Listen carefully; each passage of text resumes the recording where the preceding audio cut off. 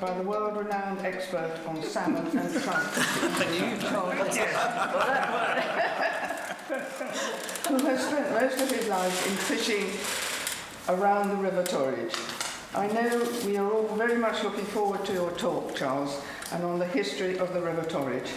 So it is with great pleasure I introduce to you Charles Innes. Thank you. Good evening, everybody.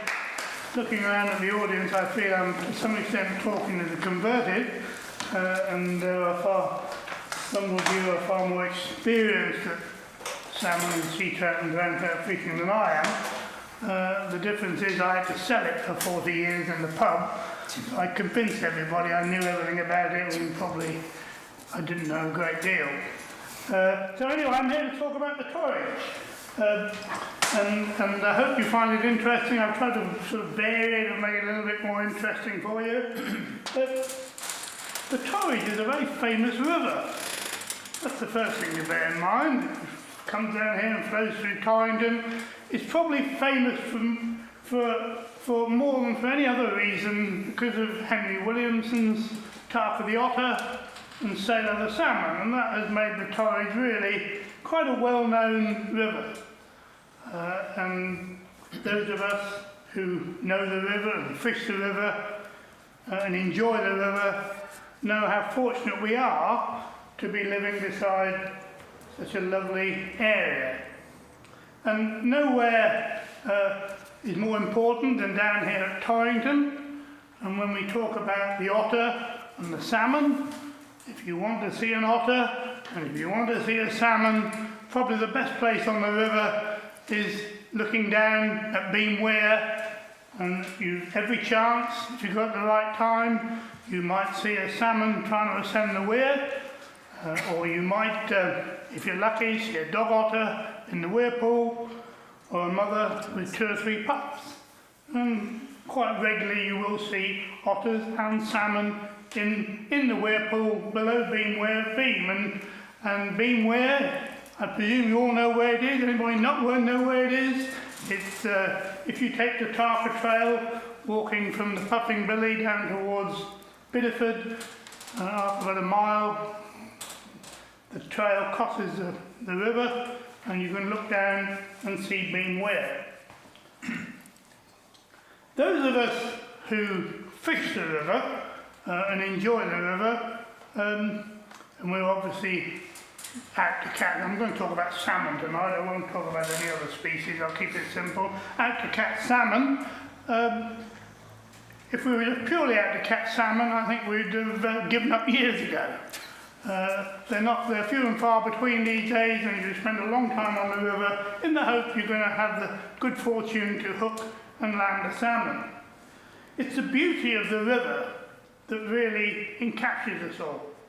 Now down here at Torrington it isn't quite so obvious, because when you get below Torrington the river follows the main road, the A386, and you've got the noise of the traffic, and you can't exactly say it's the most beautiful stretch of river. But once you get upstream of Torrington and you go up underneath Rosemore Gardens, and the river is heading due south, and it goes underneath Beeford and Meath and Merton, up to Hatherley, and then upstream to the headwaters. There are no roads, no main roads, no railway line, just narrow country lanes and small stone bridges, and it's a wonderful river. There aren't many rivers like that. You go over onto the Tor, our sister river, and they've got railway line and main roads running beside it. And on the Exe is the same, the Dart is the same, and a lot of the Devon rivers are like that. We're very fortunate on the Torridge. Ted Hughes was the poet laureate. He was a very keen fisherman, and he loved the Torridge, and he wrote this. Below the Oatman Junction, and the Oatman joins the Torridge, and the Oatman is our main tributary which comes off Dartmoor, and it joins the Torridge just below Hatherley. The Torridge enters its spectacular valley. Walking down from the hilltops in the green Devon evening light, you know you're entering a very strange land, a paradise, the sort that exists in very few places. And really that sums up the Torridge. Once you get above Torrington, you either need a four-wheel drive or you're going to have to be prepared to walk a fairly long way to get to the river. It's that remote. It's wonderful. So that's the Torridge.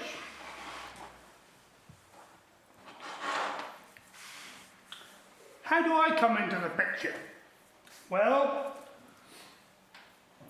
I was very fortunate that as a teenager, my father, who had been in the RAF, came up for retirement. He was a very keen fisherman, and at that time he got to know the proprietor of the Half Moon Inn, a small pub with a bit of fishing at Sheepwash, and he decided, and my mother agreed to do all the work, I think, they decided to buy the Half Moon Inn.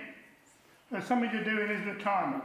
Rather interesting, that was 1958, so we're coming up for 60 years ago, and he paid £3,000 for the tumble-down pub and £7,500 for 3 miles of fishing.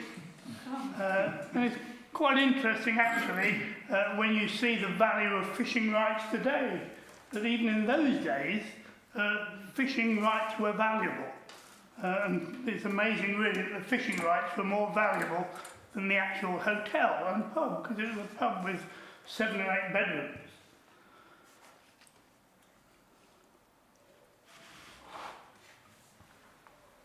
The Half Moon Inn was a pub with fishing rights.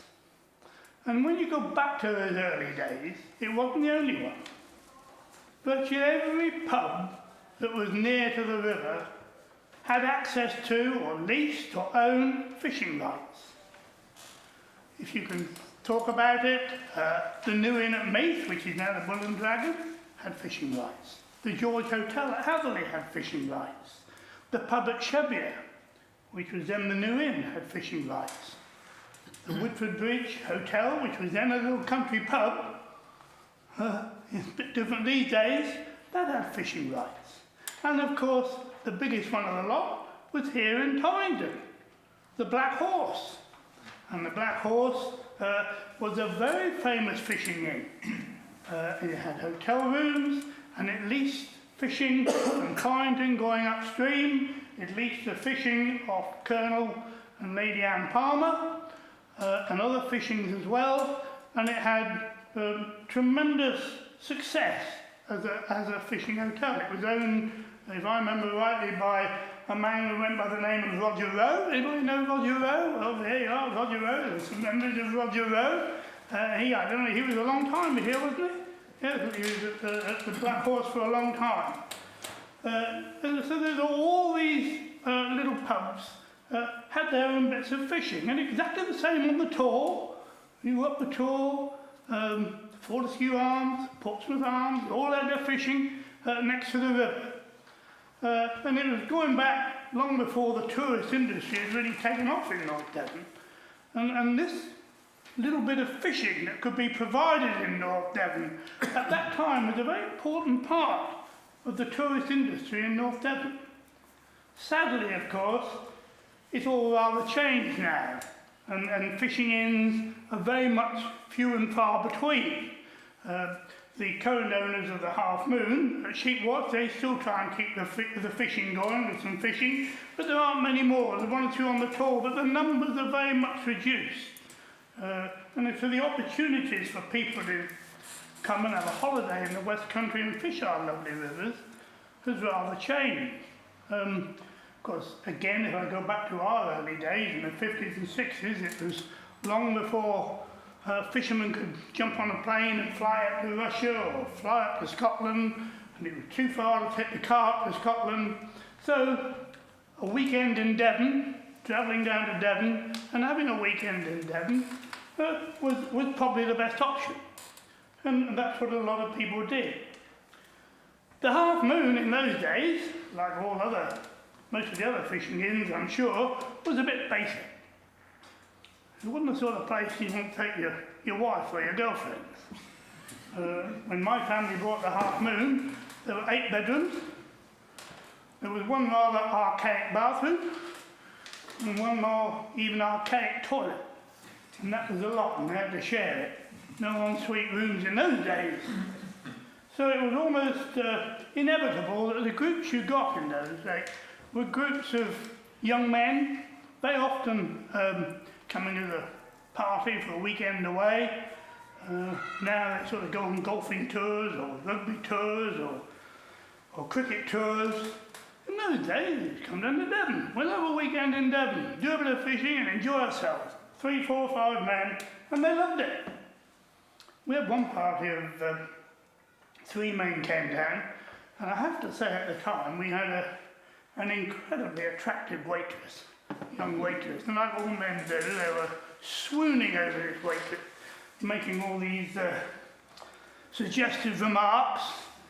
And young Anna was quite festive, she was quite up to it, so she put up with it for 2 nights. And on the 3rd night, served them their starter, served them their main meal, served them their pud and cheese, and then it came to the coffee. And before she went in, she very carefully put 6 cubes of sugar inside her bra, tucked into her cleavage. Would you like coffee, gentlemen? Yes, please. And she poured the coffee out. Sugar? Yes, please. So she very carefully put down each cube of sugar and put 2 cubes on each saucer, by which time the poor lad's eyes were nearly popping out of their head.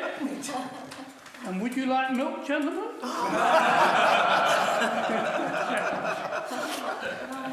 What happened there, I don't know. But Anna was up to it. I thought you'd enjoy that little amusing story. So my involvement initially was with the Half Moon because I was in 7th heaven. Ever since I've been that high, I loved the fishing. Absolutely loved fishing. We started off in Norfolk, fishing at Wensum. Then we moved to Weir Gifford, and I was fishing in front of the post office at Weir Gifford for days. Then Mum and Dad bought the Half Moon, and I had this wonderful 3 miles of fishing at the bottom of the hill to go where and when I wanted. It was fantastic. So that was my involvement. Then I went off to university, then I did a few years teaching. And Father one day said to me, he said, look, he said, I'm getting fed up with this. He said, I don't want to do it anymore. And he said, your brother's in the business with me. Why don't you come back and help him? And I thought to myself, well, if I don't like it, I'll go back teaching again. So in the early 1970s, I came home to help in the business. And it was about that time that problems started to occur on the Torridge, which I'll come back to later. And there was a group headed by Lord Clinton, who had set up a little group to see what they could do to help and to work with, I think, what was then the Devon River Authority to see what was needed to help. And this group used to meet at Henton Saxfield, the home of Lord Clinton, once a year at Christmas time for a glass of sherry and little tidbits to eat for half an hour, and that was it for another year. So as soon as I came home, Father put all the bunk in front of me and said, there you are, Charles, you can do that, and the best of bloody luck. So I was left carrying the can. So for 4 or 5 years I went to these annual meetings and completely out of my depth. Young Sil with all these people there. Philip Martin, I remember Philip Martin from Beam House. He was there. Colonel Graham, who used to live at Weir Gifford, he was there. Lord Clinton himself, I was representing the Half Moon Inn, or 1 or 2 others whose names I can't remember. Anyway, after about 5 or 6 years, with one of these meetings, Lord Clinton came up to me. Oh, he said, Charles, he said, I think it's time we expanded this little group. He said, try and get more people interested who are interested in fishing involved in the group. And he said, try and make it a bit more democratic. And of course, in those days, I agreed with everything he said. I thought, I couldn't agree with you more, Lord Clinton. So he said, good. He said, I'm glad you agree with me. I'll leave you to get it organised. So that's what happened. And 3 months later, we had the inaugural meeting of the Torridge Fishery Association, and that was held in the Castle Hill Hotel around the corner here. And we set up, and we've grown from strength to strength from then on. in my naivety, at that meeting, I agreed to act as Secretary and Treasurer of this new association, and 36 years later, I'm still Secretary and Treasurer of this association. So there we are. So I've been involved with the association ever since it started. So my involvement with the Torridge has been through the Half Moon and through the River Torridge Fishery Association.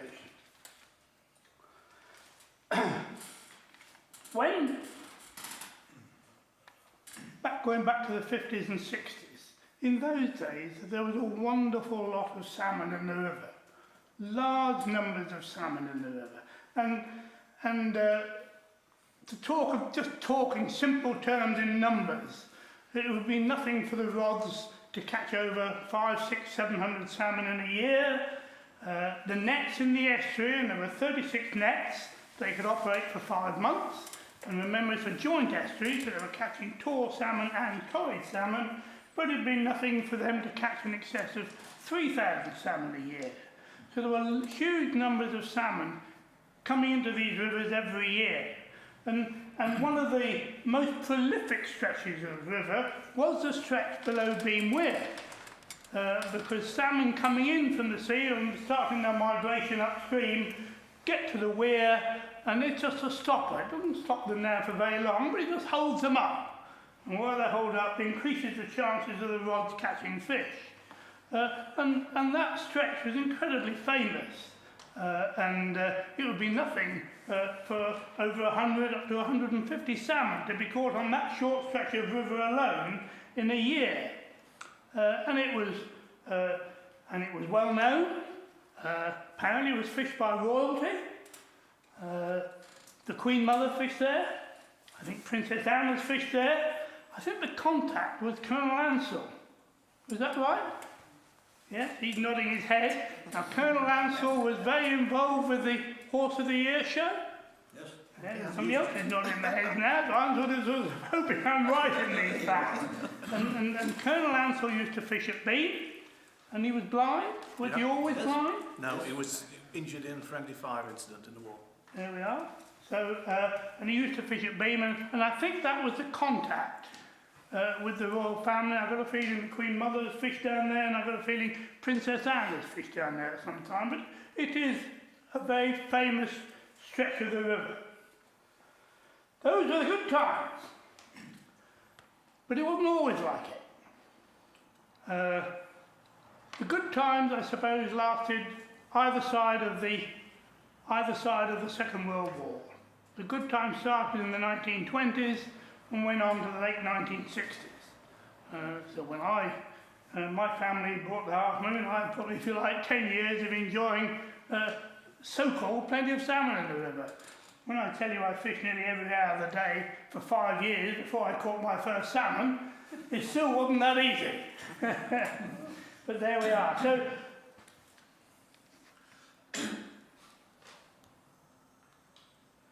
what am I going to say? Just let me get out of my thoughts a minute.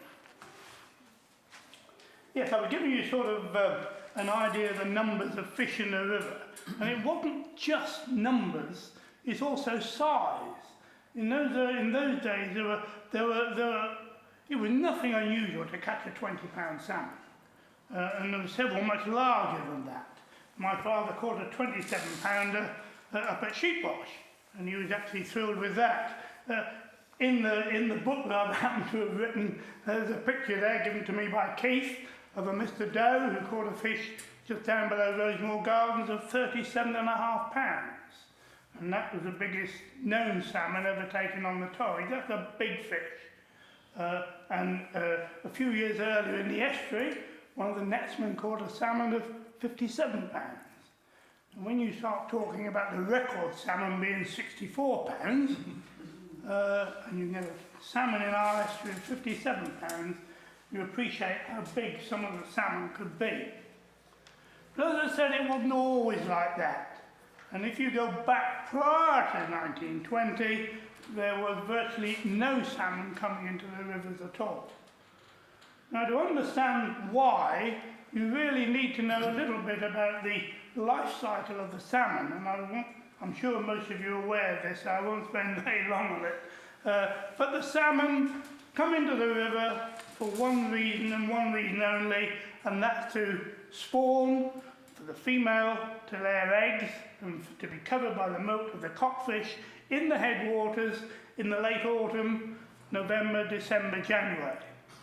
It's their job to get upstream to do it. And if they can't get up to the headwaters and they can't deposit their eggs, which are covered by the milk, the salmon can't reproduce itself. So the salmon have got to get up to the headwaters. While we're just talking about that, it's worth remembering that when the salmon move upstream, and they need water to move upstream, we've got plenty of water in the river at the moment after all the recent rain, and hopefully all the salmon are working their way upstream. When they come in, there is very much a divided migration. If, for example, in any one day 30 salmon come in and jump over Beam Weir, they're not all going to go upstream in a pod. Some might hang about at the bottom end by Torridge, some might get up to Sheepwatch 30 miles upstream in 24 hours. So they spread themselves around. So divided migration. Equally, they don't all come in at the same time of the year. Some fish will come in January and February, and other fish won't come in until 2 or 3 weeks before going to spawn. So all the year long, you've got different runs of fish, different numbers of fish moving upstream. I don't know if anybody's ever looked at the map and see where the Torridge starts and finishes, but it ends up in Bideford Bay, just north of here from Torrington, and it starts at very near Hartland Point. So in fact, from Hartland Point to Bideford Bay is only 10 or 11 miles. But the river traverses 50 or 60 miles in a great horseshoe. Southeast, then runs east, and then at Hatherley, joined by the main tributary of the Ockman, and comes up north up to Torrington. So it's a great horseshoe. And these fish have got to move upstream through the year, ready to spawn in the autumn. And the problem was before the 1920s, they couldn't get up there. The basic reason was they couldn't get there. And the reason for that? Weirs. There were too many weirs on the Torridge. If you look at Beam Weir, and I keep going back to Beam Weir, which is a very important part of the Torridge system. There's a pretty archaic, but fortunately a pretty efficient fish path there. So really at any time salmon can move upstream over that weir and get upstream. It wasn't always like it. The weir, before the fish path was put in, fish couldn't get upstream. And people didn't understand that they had to be able to get upstream to spawn. And I'll read a little piece from the book, if I may. I can find it.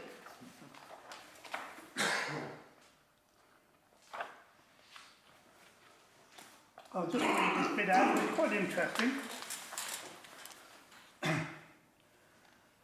In 1861, there was a Royal Commission on the state of salmon fisheries in England and Wales. And it highlighted the fact there were plenty of fish, but they couldn't get upstream. And then it talks about the Torridge. At Beam, huge stones had been placed on top of the weir to ensure all fish entered the trap, and they had a trap at the side, so if fish couldn't get up the weir, they caught them in the trap.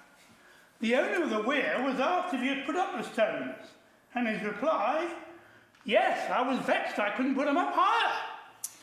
At one time the water got up higher and the salmon could get over the stones, and I was very much hurt. They didn't want them going upstream, they wanted to catch them all. And the weir pool, you've all seen the weir pool, it was netted. And up to 1,000 salmon a year will be netted below the weir.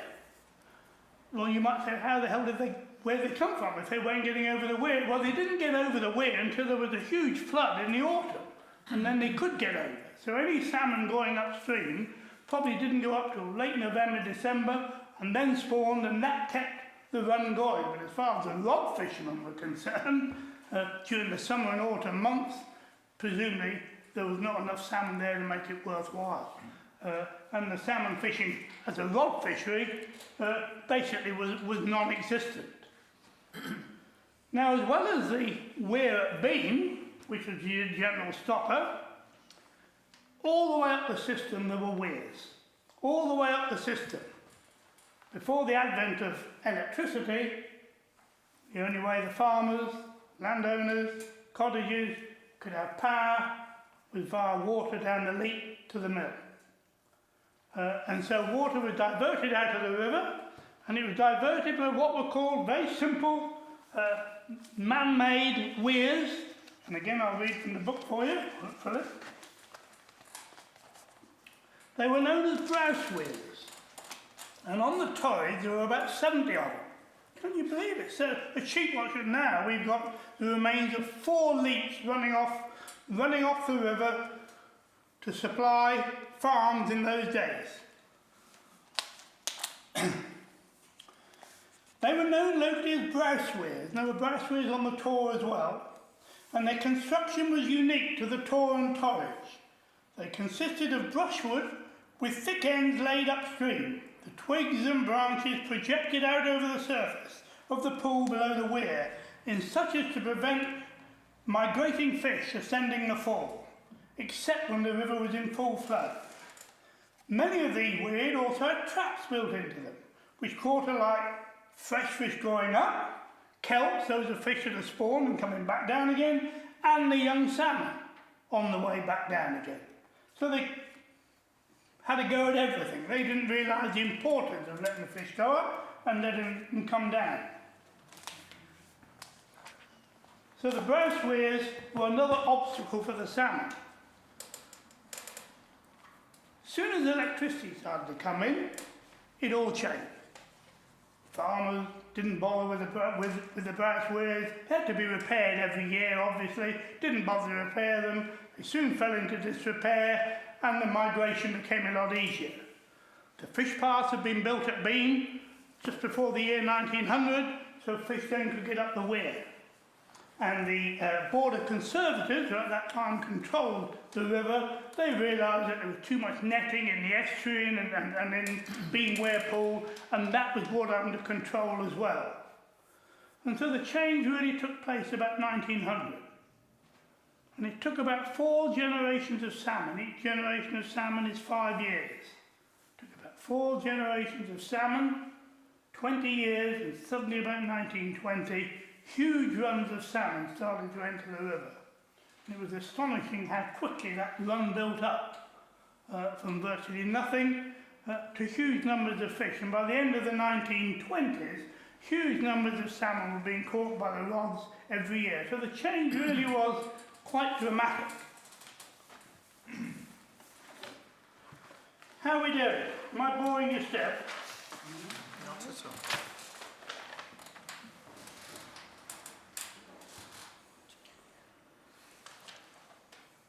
I think you're all aware of the life cycle of the salmon. They come in the river, as I said, to spawn in the headwaters. If they spawn successfully, the young, after about 3 months, the eggs hatch, and the young alvin, then fry, and then they grow into par, will live in the river for about 2 years, and then they'll they'll turn silvery and turn into smolt, and they will start to descend. It's time to go back to sea. And when they get down to Bideford Bay and out into the Bristol Channel, then they'll go off to their feeding grounds. And most of them go off, head north to Greenland and Iceland, where there are vast feeding grounds. And there they will stay for up to 2 years before returning. So the cycle can take anything from 4 to 5 years to complete. The important thing to remember about the salmon is that a Torridge salmon is a Torridge salmon, it's anywhere else. And a Torridge salmon is always going to come back to the Torridge, it won't go anywhere else. And that's one of the most important things to remember about the salmon. When Rodeford Reservoir was being built in the late 1980s, there was a plan at that time initially to release the water from Rodeford, pipe it across to the River Loo, which is another tributary of the Torridge, and that runs down through Hatherley and joins the main river below Hatherley.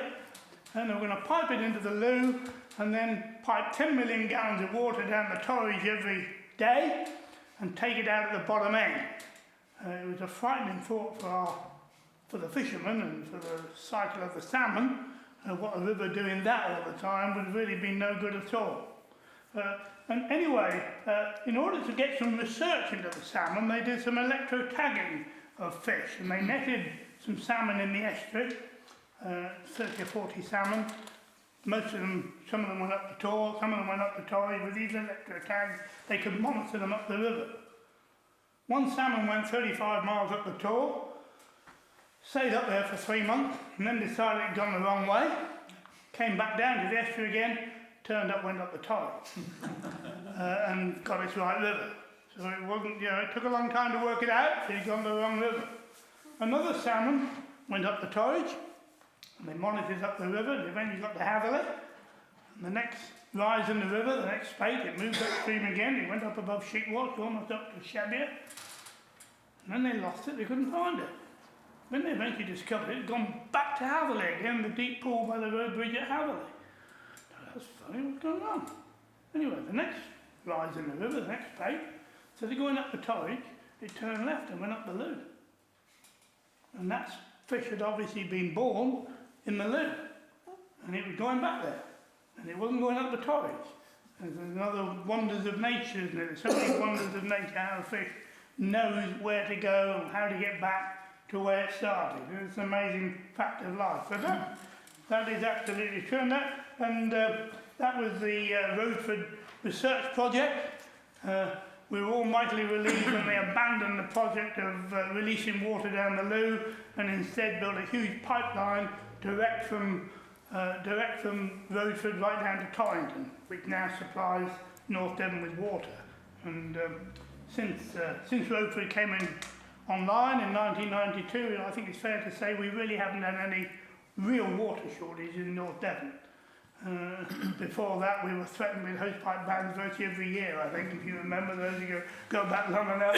I remember in 1976 we had standpipes in the village. And the day they put the standpipes up, it started to rain. It never stopped. End of August, beginning of September. Yes, so there we are. So now we move up towards the current times, and when we got to the late 1960s, all of a sudden the salmon stocks in our river plummeted. Now this was something that was happening everywhere. Stocks on all rivers were plummeting and went into serious decline. But I think it's fair to say the Torridge suffered more than most. And our stocks went into serious decline to such an extent from in the 1950s, when the rods were catching up to 400 or 500 salmon a year.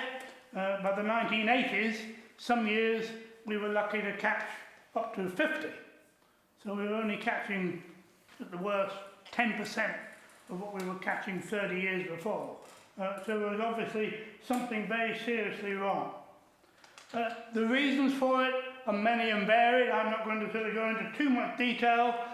Needless to say, you might have, some of you might have heard in the, or read in the newspapers or seen on the news, quite recently there's been an outbreak of fungal disease in salmon, particularly this year in the South Devon rivers. The Dart's been badly affected. Last year, the Lynn up here in North Devon was badly affected. We fortunately haven't been too badly affected on the Torridge, but in the late 1960s, early 1970s, there was an outbreak of a fungal disease called UDN, and that decimated stocks on all our rivers. It started, I think, in Norway, spread to Ireland, Scotland, then came down the west coast, and it really did decimate the stocks. And that was the first real serious blow to our salmon stocks on the river. And it took a long time for the river to recover and for the UDN, if you like, to work itself out. I don't need to tell you that at that time farming practices were changing tremendously, and farm practices have had an effect on our river. There's now a much more intensification of farming. You really haven't got to go far to see slurry being slapped on the fields. Farmers have liquor tanks for silage, and there's always a danger of a percentage seeping into the river. And that is something that is being monitored. We're trying to overcome it. I think we're at hand, but it's always a danger. And certainly before the danger was really realised in the 1970s and early 1980s, it had a very detrimental effect on the water quality in our river. Also, after the war, the various governments encouraged farmers to produce more. We were going to produce our own food, and farmers were encouraged and given grants to drain land that was hitherto unavailable for farming, and more land was drained. And of course the problem with draining the land is that whenever it rains, the water gushes into the river more quickly. Instead of the land acting as a sponge and holding the water, it rushes into the river more quickly, so the river rises very quickly, and once the rain stops, it falls just as dramatically. The result of that is that you get, of course, a tremendous increase in bank erosion because of the speed at which the water rises and falls, and the spawning gravels, which are so vital for the salmon, get moved around, and they're not in the right place. When the salmon come to spawn, they've all been washed up in great heaps on the bank or piled up against bridges, and the spawning gravel, which is so vital, is very often not available for the salmon to spawn on in the autumn. So land drainage certainly didn't help. And until Roadford was built, 1970s and 1980s, North Devon was becoming one of the tourist meccas, wasn't it? And all of a sudden people were streaming down here for their summer holidays. And South West Water hadn't got enough water to look after them all, so they had to abstract from the rivers. And one of the biggest abstractors was here in Torrington. And a river that was already suffering from low flows very often had up to 15–20% of its water abstracted daily by South West Water. And that again, salmon need water to move upstream, and a lack of water stopped their progress. And abstraction was another major problem.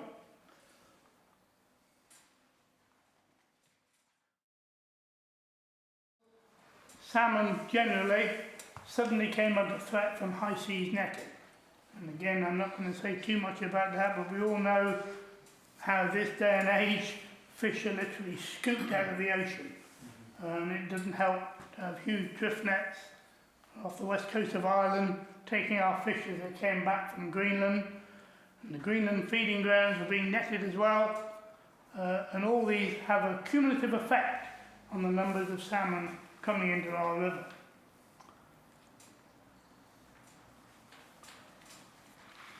I think it's fair to say that since sort of the last 25 years, I'm going to be careful what I say here, I would like to say there's been a slow recovery. I think maybe it'd be more sensible to say the decline has been halted. We're sort of on a plateau at the moment, and we are, there is every effort being made, not only just on the Torridge, but on all rivers that have runs of Atlantic salmon, to try and take action to try and improve our stocks of our rivers.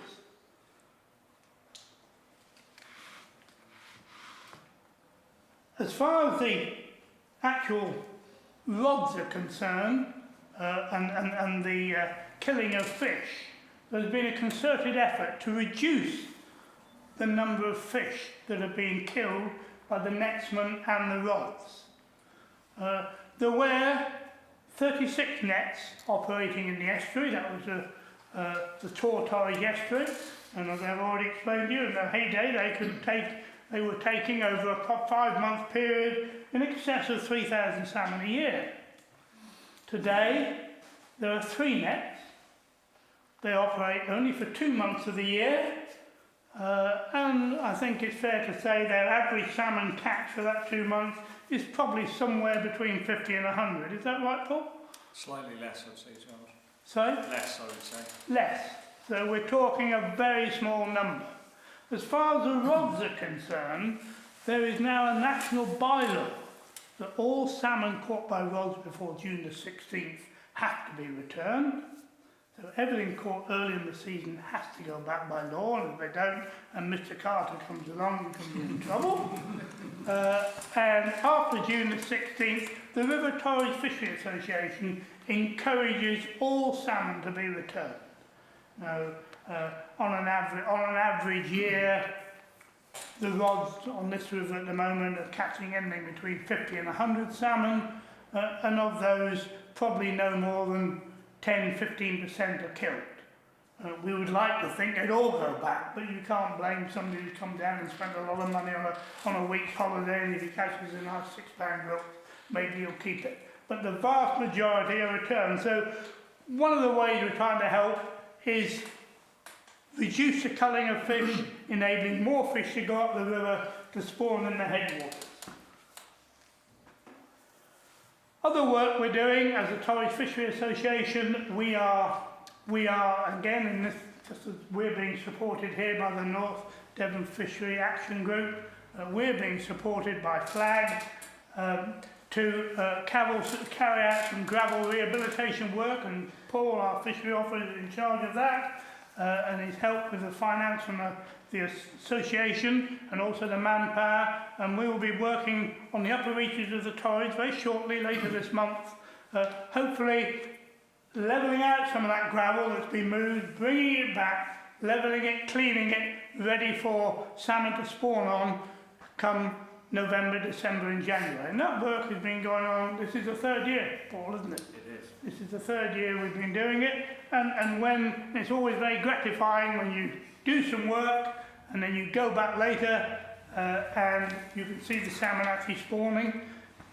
So there, Sir James Thomas is here listening to me tonight, and he's one of the operators. He did it last year, and he'll be doing it again this year. I hope he will, James, anyway. So that's work ongoing. We also have our own hatchery. We're very lucky. We have a wonderful site at Munco Campton Mill, about 3 miles up the Ottman. And the farmer has a mill leak there, and he lets us use the water off the leak to have a hatchery. In the area, we've been doing it now for 89 years. It was the brainchild again of Paul Carter, our fishery officer, who felt he was very enthusiastic to have a go at it, and he trained us up. We do it on our own now, virtually. We're able to trap up the brood stock in early November from a fish pass on a weir on the Munco Campton, which I'll mention in a moment. And we then look after the brood stock for a few weeks, and when the hen fish are ready to strip, we strip the eggs, cover them with milk, and we bring on, most years, about 30,000 eggs, stripped from 5 or 6 hen salmon. And once they hatch out, we rear them on for a couple of months, and once they lose their yolk sac, then we put them back in the river.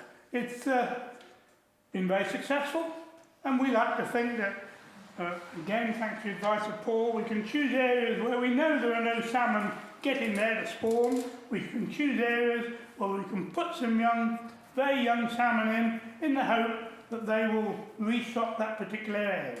It's really a drop in the ocean, really, but it is an effort.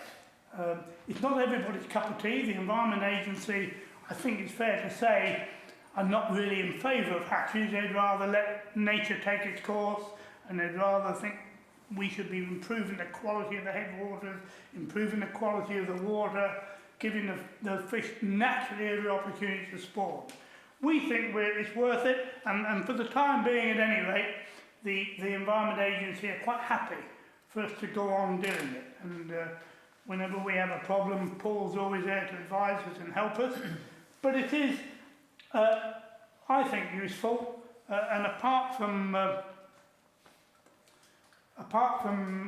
anything else, it creates an interest amongst our members, amongst the fishing members.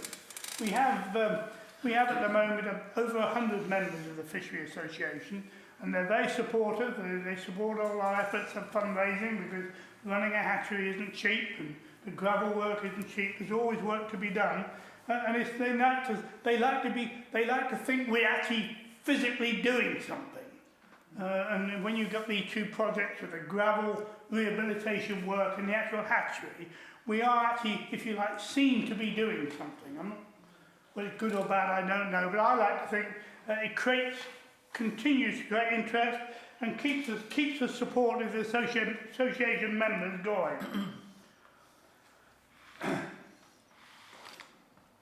One other factor which I think is very important, which has nothing to do with the Fishery Association at all, is the work of the Devon Wildlife Trust in trying to restore the culm grasslands in our headwaters. Because by trying to do that, they're trying to sort of overcome all those problems of land drainage. If you can restore your culm grasslands and return them being a sponge, then when you get rain, the water's held up the sponge and it's released slowly into the watercourses.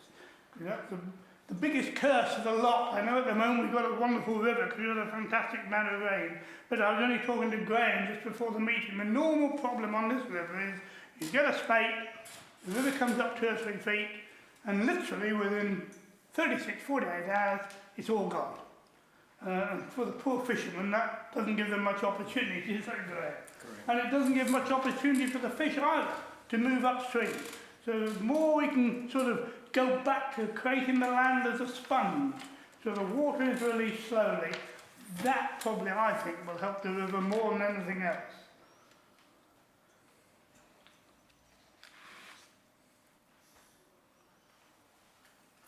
I've always sort of said, well, in the book I want a few amusing stories. Otters come into it. 2 lads came to the half moon fishing. One of them caught his first salmon, made it on the bank, rushed off to get his mate to see the salmon, and when they got back, the otter was in the middle of the river, with the salmon between his man, and they were just too late. Colin Buckingham was fishing 2 or 3 years ago down at Wimbledon, and he hooked a small salmon in the half light, and while he was playing it, it was taken by an otter. So he was playing a salmon and an otter at the same time. Needless to say, the otter won. And he never got his salmon. It might well have been a bigger sea trout. It was either a salmon or a sea trout. Those are 2 amusing incidents. We had the tale I tell in the book of the young couple who came right back in the early days when we had the half moon. Young couple came to stay at Sheepwash, madly in love, and they went fishing. And he caught a salmon. First time he'd ever caught a salmon. Laid it on the stone, got his fiancée to come and look at it. She picked it up because he hadn't knocked it on the head. He rolled, back in the river. He jumped in after, but too late, salmon was gone. He came back to the hotel in the evening. He stormed up to his room. She came down the following morning. She said, he lost his salmon, and she said, I've lost my husband. He won't speak to me. That's the end of it. And it was, that was the end of it. That was the end of their relationship. So there you are. So, be careful, James.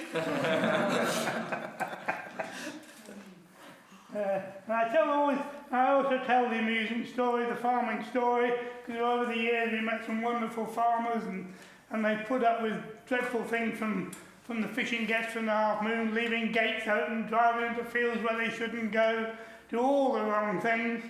And this particular couple went down to the river, and the wife was disabled.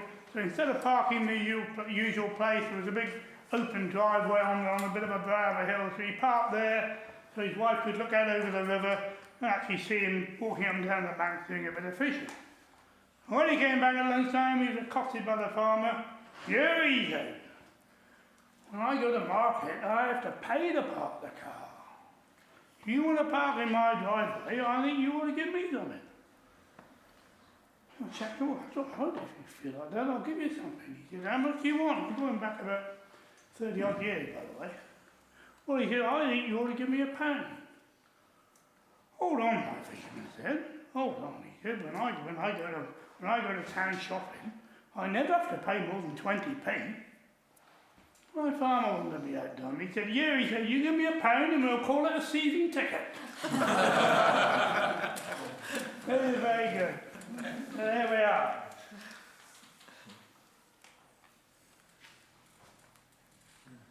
So why am I here doing it? Why am I talking to you? Well, it's all Sandy's fault.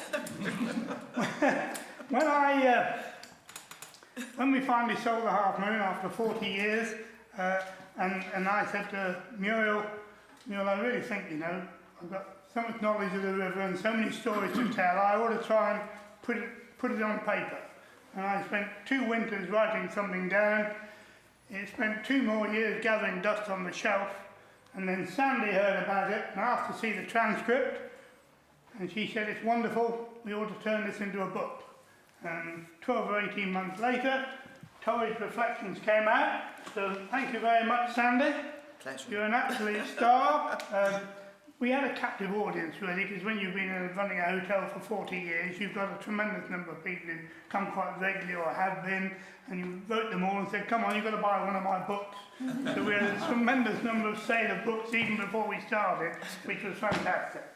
And Sandy, bless her heart, 2 or 3 years ago, suddenly thought it'd be an idea for all the things I've done on the river to nominate me for an MBE.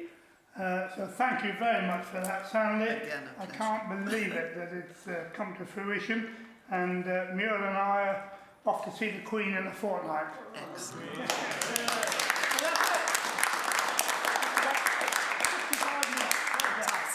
hope I haven't bored you still. Not at If all. you want to ask any questions, you're more than welcome. That's lovely. We'd like to know more about that waitress, We'd Sorry? like to know more about the busty waitress. Well, she's still very local. How many do you put back in from the hatchery? Sorry? From the hatchery that you have? 30,000. 30,000? Yeah, we lose, we normally lose about 3 or 4%. So if we start off with just over 30,000, we end up with just under 30,000. And what do you feed those on? We don't feed them at all. Right. No, we don't feed, we just bring them on. Once they've got, their yolk sac comes off, then they're in the river. If you go into the feeding regime, you're really entering a different world. They've got to be fed regularly. You really need a full-time hatchery keeper. We're doing it as a voluntary group. And up until that stage, you can get away with checking them every day, which takes about 20 minutes, half an hour. But once you get beyond that, it becomes a different world. And if you try and grow them on for 1 or 2 years, right up to the smolt stage, then you definitely need a full-time hatchery keeper. And this is one of the, Paul might correct me if I'm wrong, I think this is one of the reasons why the agency are not very happy on hatcheries, because there is more and more evidence coming out that fish that are reared on in a hatchery and unnaturally fed, when they go into the river eventually, they can't really adapt and they're not as strong as a wild fish and you get greater losses. I'm not saying nobody's really proved it, but there seems to be more and more evidence going that way. And I think, if you want my honest opinion, I think it's only a matter of time and the agency are going to say no more hatcheries. But having said that, by that time we'll probably have enough of it anyway. Because it is a bit of a labour of love in the winter. When the fish go up to the headwaters, Charles, do they tend to stay in the Torridge or do they go up the Oakman? Sorry? When the fish go up to the headwaters to spawn, do they stay in the Torridge mostly? Well, that's something I'm sorry, I was going to mention and I didn't. I apologise. I was going to mention to you about the huge weir on the Oakman at Munko Camping, just below where our hatchery is. About 3 miles up the Oakman. There is a huge weir, and I'm not joking, it's twice the height of this room. It's certainly a huge weir, and it's a complete stopper for salmon. And that weir wasn't opened up until 1976. That was the last weir to be opened up. And a very efficient, what they call a dental fish path, was put around the side of it. It was done at the time NRA or South West Water, I don't know. South West It was Water, was 78, it? it'd have been South West Water then, wouldn't it? I ended South West Water, wasn't Might it? have been Devon River. Stuart Bray was the... It was Stuart Bray. Stuart Bray who did it. Anyway, but the point was above Munko Campton Weir, there are 10 or 12 miles. It's probably the best spawning area on the whole Torridge catchment. So all of a sudden, just at a time when the Torridge was really struggling, we suddenly got this access to an extra 10 or 12 miles of river. And I think it's fair to say that through all the difficulties that the Torridge has had in the last 40 years, to a large extent, the saviour has been the Denell fish pass and the Ottoman. And there are large numbers of fish spawn up the Ottoman now. And we are able, thanks to Paul, to trap the fish, trap our buoy stock in the Denell fish path as a means of shutting it off so we can take the fish, net the fish out. And when we take them out in normally first week of November, there's actually no problem at all. There's all 9 times out of 10 there's stacks of fish in the tank, and we can take them out. There's plenty of fish running up the Ottoman at that time of the year. They're probably very late running fish, a lot of them, coming after the end of the fishing season, but there's certainly the Ottoman is a very important part of the Torridge, the whole Torridge catchment at the moment. Would you agree with that, Paul? I would definitely agree with that, Charles. If you look at the spawning and the fry surveys, we as an agency have reduced the surveys we do, as with everything else we do, but we still survey half a dozen sites a year, electrofishing, to look at the young salmon. And on the opening that was surveyed at Oakhampton Castle last week, or the week before, in the 60-metre section there were 341 salmon fry, so fish this year's that were spawned last November and December, hatched out, and they're the first summer. If you did a similar survey in the Upper Torridge, if you had 20 salmon fry in the 60-metre section, you'd be relatively pleased. And that's the difference. The numbers of fish that the Oakman can produce to let it go back down the Torridge system and out to sea is the saviour of the Torridge. Yeah, so Paul's answered the question for you all. The Ottoman has become a very important part of the Torridge and the future of the Torridge. The Ottoman's had its problem. We've talked about, we haven't said too much about pollution tonight, but there was the problem. The Ottoman has always been prone to acidic pollution.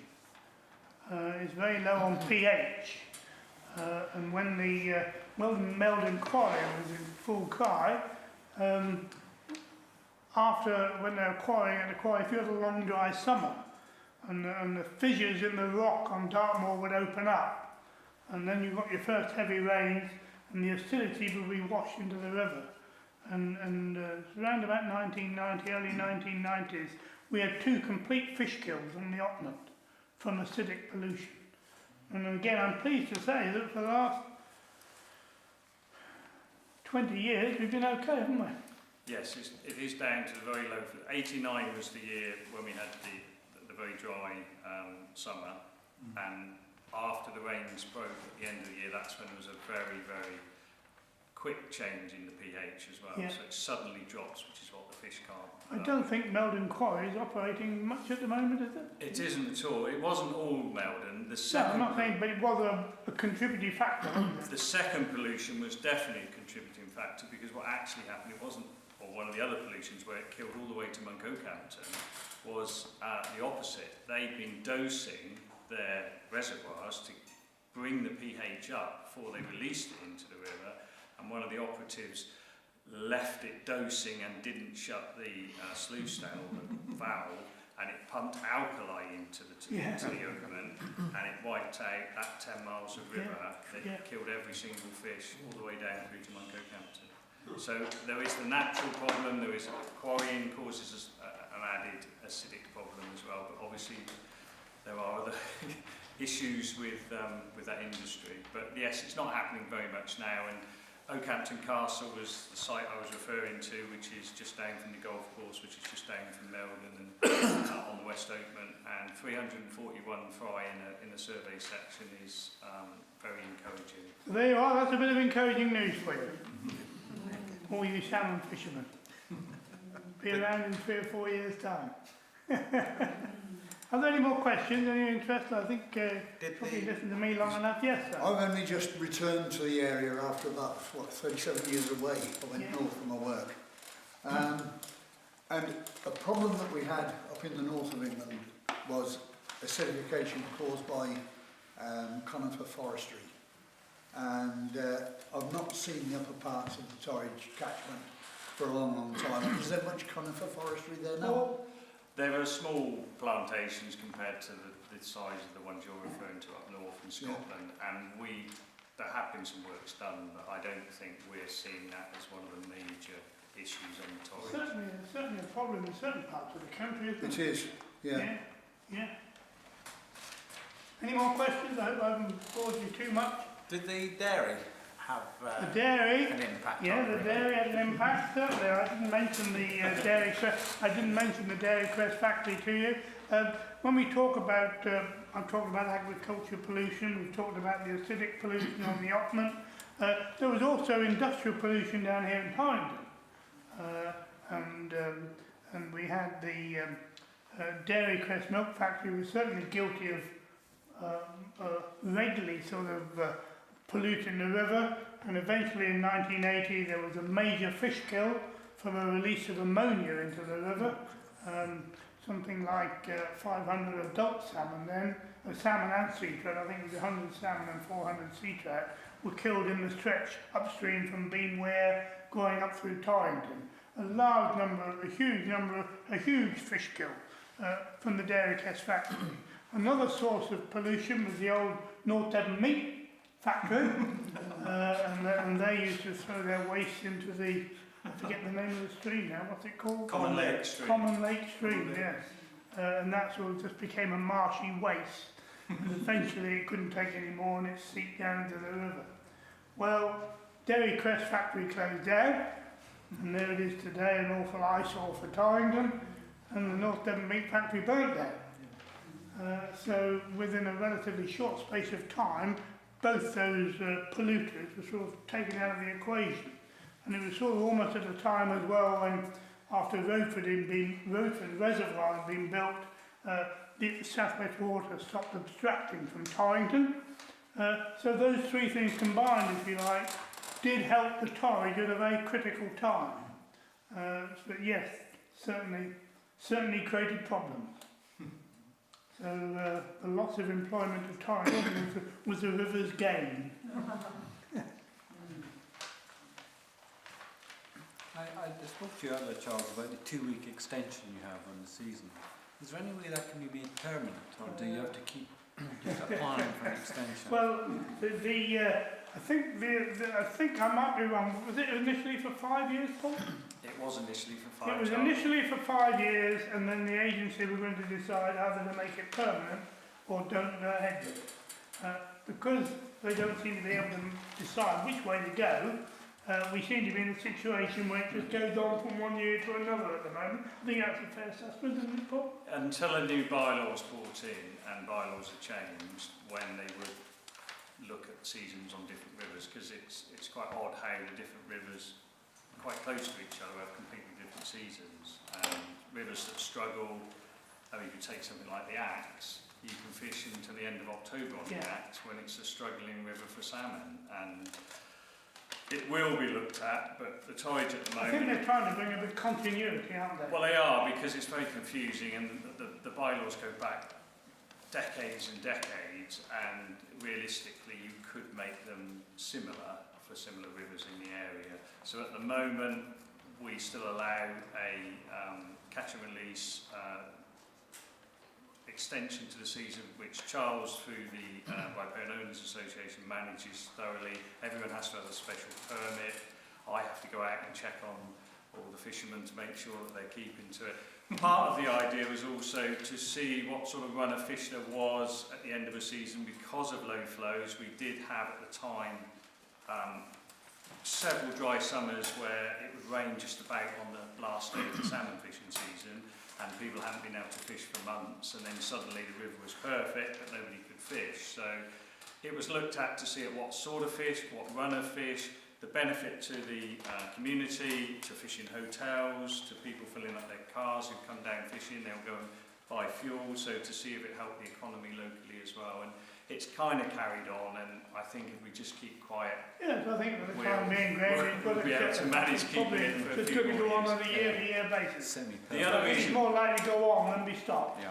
The other reason, Until they Charles, make a decision. is because of your high catch and release rates is why the agency are happy for that type of, one, the hatchery to carry on, and also the extension to the fishing season, because the Torridge has a very good up to 90% catch and release record, then the agency are far happier to allow extended fishing.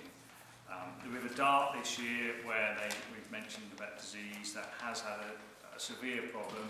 We've removed the extension to the season to protect what fish are left, but as the Torridge is basically putting back most of its fish in the summer, we're allowing it to carry on. We don't catch a mountain of fish in the last fortnight of this extension period. We normally end up, the rods normally end up catching 10 or 11 salmon in that fortnight through the whole river. So it's as though we're sort of pulling salmon out one after the other. But it just gives us a bit of an incentive, doesn't it? Definitely. Yeah.